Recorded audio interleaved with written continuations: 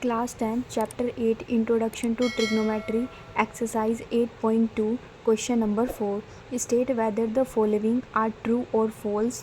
मतलब हमें ट्रू और फॉल्स बताना है और जस्टिफाई योर आंसर. अगर वो फॉल्स है तो वो क्यों फॉल्स है और ट्रू है तो वो क्यों ट्रू है, हमें जस्टिफाई करना है. क्वेश्चन नंबर फर्स्ट है हमारे पास, sine A plus B is equals to sine A plus में साइन बी. हमें बोला कि साइन ए प्लस बी अगर ऐसे है तो वो sign A plus sine B, तो क्या वो आपस में इक्वल होगा. तो हम एक काम करते हैं, हम क्या करते हैं, हमने यहाँ पर लेट कर लिया. ठीक है, तो लेट क्या किया, अगर ए की वैल्यू हमने 30 डिग्री ले ली और बी की वैल्यू हमने 60 डिग्री ले ली, खुद से हमने माना. ठीक है, तो हम क्या करें, पहले हम लेते हैं left hand side. Left hand side ली, साइन ए प्लस बी हमने एज इट इज़ लिख दिया. अब हमें ए की वैल्यू पे 30 डिग्री पुट करना है और बी की वैल्यू पे 60 डिग्री पुट करना है. तो हमने कर दिया साइन ए 30 डिग्री प्लस में बी 60 डिग्री. साइन 30 प्लस में 60 कितना हो जाएगा, 90 डिग्री. तो साइन 90 डिग्री हमारे पास क्या होता है, 1.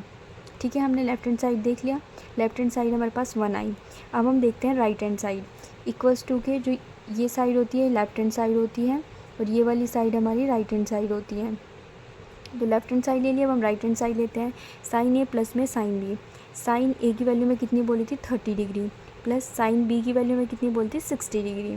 तो साइन 30 डिग्री हमारे पास कितना होता है, 1/2, प्लस साइन 60 डिग्री कितना होता है, √3/2. अब हमने क्या किया, इसका एलसीएम, तो एलसीएम तो 2 और 2 का एलसीएम 2 ही आएगा.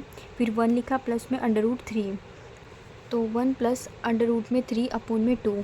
तो 1 इधर लेफ्ट हैंड साइड हमारे पास 1 आई और राइट हैंड साइड हमारे पास आई 1 प्लस में √3/2, 1 प्लस में √3/2.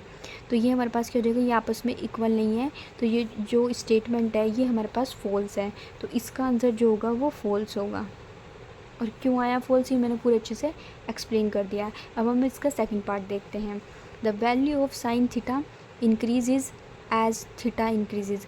ये कहने की जो वैल्यू है साइन थीटा की वो इंक्रीज़ होती रहती है जब अगर थीटा इंक्रीज़ होता है.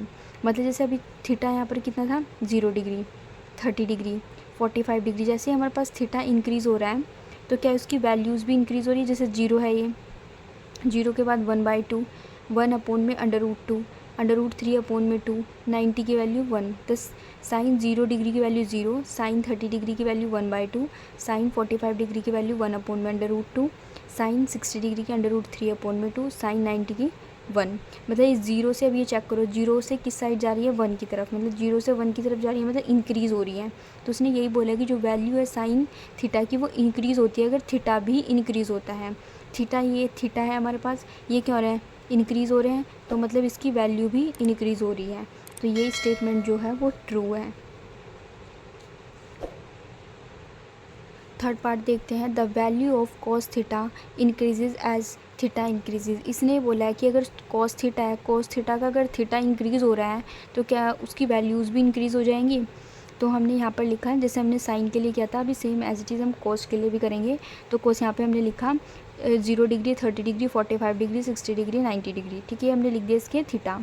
हमारे वैल्यूज़ यहाँ पर लिखेंगे. अभी हमने 0 degree, 30 degree, 45 degree, 60 degree, 90 degree हमने पुट कर दिए हैं. अब देखेंगे कॉस 0 डिग्री की वैल्यू कितनी होती है, 1. कॉस 30 डिग्री की वैल्यू कितनी होती है, कॉस 30 डिग्री की वैल्यू होती है √3/2. कॉस 45 डिग्री की वैल्यू 1/√2. कॉस 60 डिग्री की वैल्यू 1/2. कॉस 90 डिग्री की वैल्यू 0. ठीक है, अब ये क्या कर रहे हैं, ये 0 से किस साइड जा रहा है, 1 की तरफ जा रहा है. तो ये क्या हो रहा है, डिक्रीज़ हो रहा है ना, क्योंकि 0 से 1 की तरफ जाना मतलब डिक्रीज़ होना.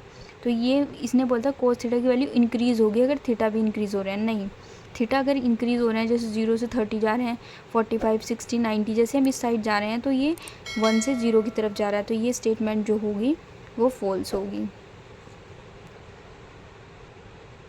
फोर्थ पार्ट है sine theta is equals to cos theta for all values of theta. जो साइन थीटा जो होगा कॉस थीटा के इक्वल होगा सारी ऑल वैल्यूज़ ऑफ थीटाज पर. नहीं, ऐसा नहीं है. जैसे अब हम क्या करेंगे, यहाँ पर साइन और कॉस लिख दिया हमने. अब इनकी वैल्यू लिखेंगे. जैसे 0 degree, 30 degree, 45 degree, 60 degree, 90 degree हमने पुट कर दी वैल्यूज़. फिर साइन 0 डिग्री पे 0 होता है, साइन 30 डिग्री पर 1/2 होता है, साइन 45 डिग्री पर 1/√2, साइन 60 डिग्री में √3/2, sine 90 degree 1, cos 0 degree 1, cos 30 degree √3/2, cos 45 degree 1/√2, cos 60 degree 1/2, cos 90 degree 0। हमारे पास सब डिफरेंट्स वैल्यूज़ हैं, ठीक है।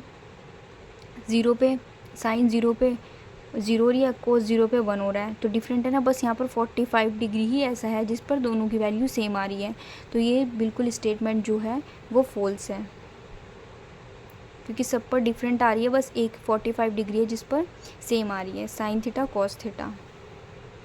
फिफ्थ पार्ट है, cot A is not defined for A is equals to 0 degree.